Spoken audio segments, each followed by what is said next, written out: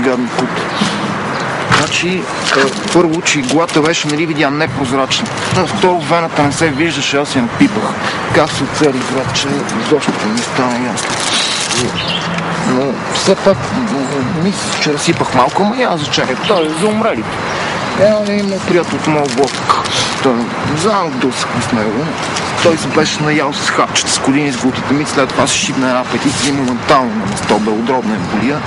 И така техните са го намерили в тоалетната. От петица чинам, да. Всичко се изчерпва до клетви, разговори, така, но просто никой не се захваща. Аз не ги виня, защото те вече са изморили хората, но никой не се захваща да направи нещо реално. Майка ми хващаме или баща ми, който и двамата, хващаме да вича така и така, Сашко, ела с нас, нали, тук ела ще направим това и това, ще отидем там и там. Те просто, те от мен искат, нали, кажи, че няма повече да друсаш, няма, не дей, нали, а те също само да седат встрани да ми се радват, нашето момче колко съвестно стане, изведнъж трябва да друса. Значи, те искат да прехвърлят цялата вина върху мен, че само аз си играл на всичко. Разбираш, и даже не искат да ми изслушат, човече, защото всичко беше съсредоточено върху сестра ми. Тя, понеже гений, че завърши основно, средно и висше образование с пълна шестица. Аз съм реджект, отпадък, вторичен продукт, суровина някаква. Аз се питам да им обясни, че заради това съм почнал да друсам. Те, не е така, лъжеш, ти, защото ти си глупак и простак, ти за това друсаш. Разбираш? Какво ме интересува, аз ще го правя, каквото искам, това е мой син. Бой, това е моето на баща ми. Точно, защото другото, защото да се мъжи, избяга от бива. Значи, те получили брак на 20 дни.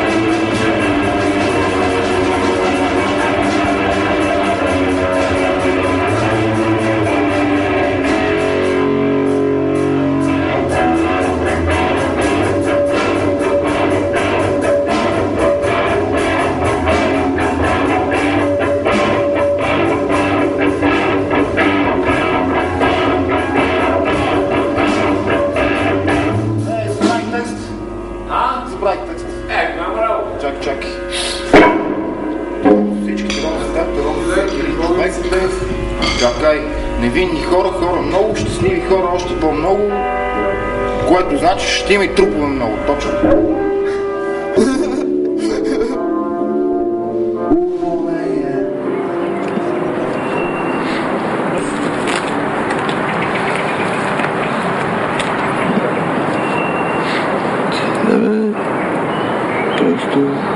Аз просто нямам да има есен на улицата.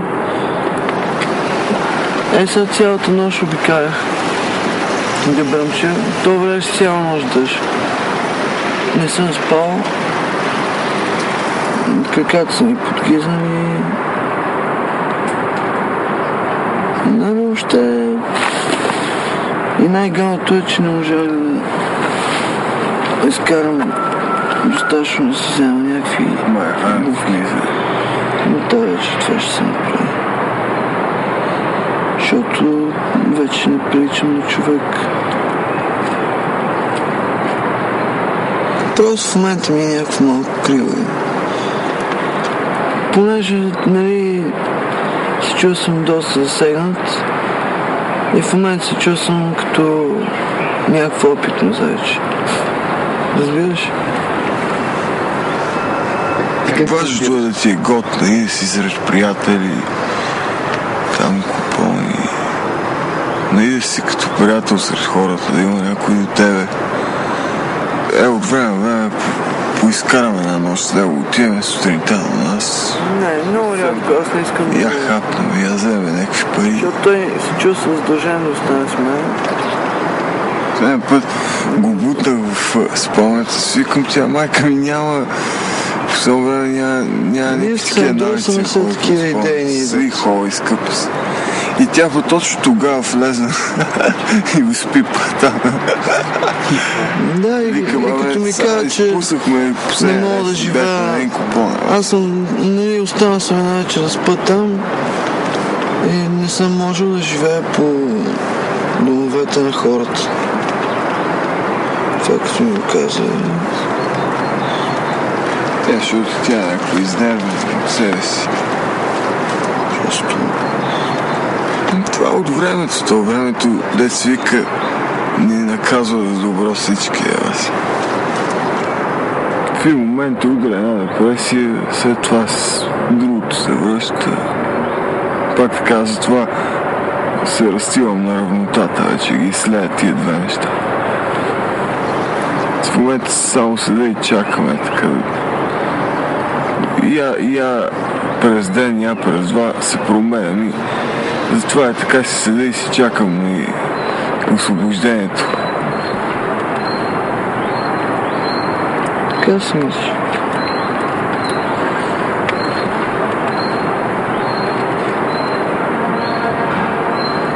Променяте се моментно състояние, ти смея да се промениш. Това е важно, моментно състояние. Ето имам наистината абсцеса, заради който ме гонят от поликлиниката. Дори информация не искам да ми даде. Това гной да тече. Вчера си направих там, але... Нещо отвратително. Признавам ви, че е наистина отвратително. Не, то се оправя. Ми трябва да си купа марли, ти има нищо прави. Това мога да ви е интересно. А не... Единственият антибиотик, който бих пил от тия. Това беше малко дупчица от тигла. И това е малка част от всичките лайнажки. Най-малко трябва да пръскаш на респирацията.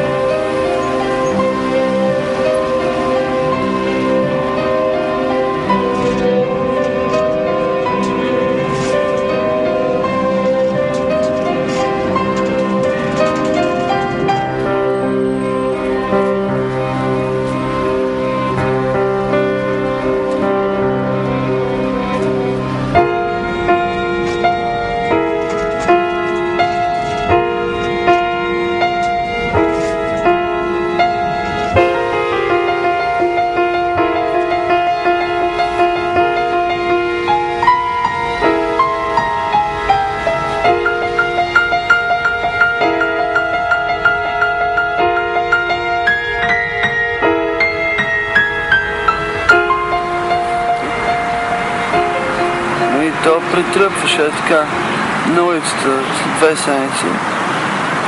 Но вече се чувстваш уютно. Единственото нещо, което много ме е яд, е, че не мога да си бачкам на компютъра. То човек, каквото и да прави, никога няма достатъчно време. За това ме яд. Иначе за нищо друго. Баща ми е свестен човек. Той много иска да се прибере. Чувствам се кофти, обаче защото аз го разбирам, той си е прав, е такова. Но в крайна сметка, живота си е мой.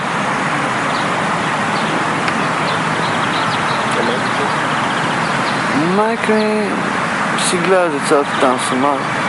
Защото тя е такъв тип човек, че иска да командва. Затова се разделиха с баща ми. Нямам спомени като бебе, докато бяха заедно, имам някакви спомени, че са заедно. Нали, че съм ги виждал заедно. Но нямам спомени нещо да се прегръщат. Разбираш? Имам спомени от скандали. Ами е жал и за майка ми. Защото тя какво? Ожени се, роди си дете. Ние разбираме, пратене при баща ми, тя, нали, живота е бил провал, брака е бил провал и аз съм част от този провал.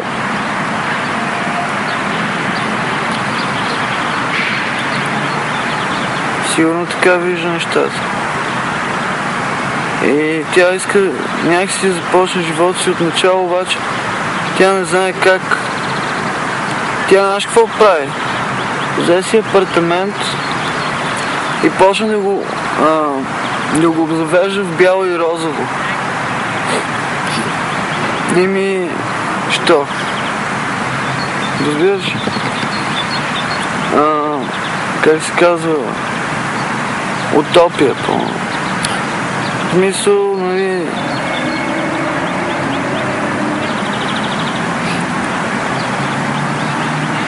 Тя почва от нещата, които се остават най-накрая.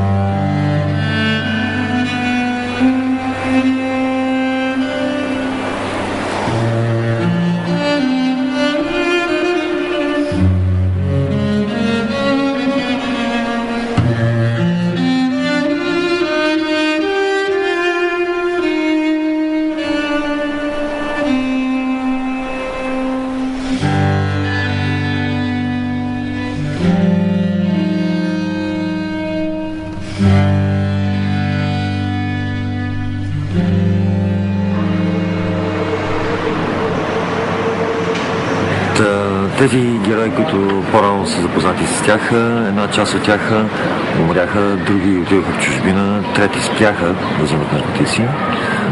Лично, в личен план, какво мога да кажа себе си? Аз се карам по-старому. Все още друсам, спирам, гледам да не прекалявам. Ако гледаш на нещата като мене, мисля, че не е толкова фатално. Ако е безотговорно, тогава вече нещата стават неконтролируеми.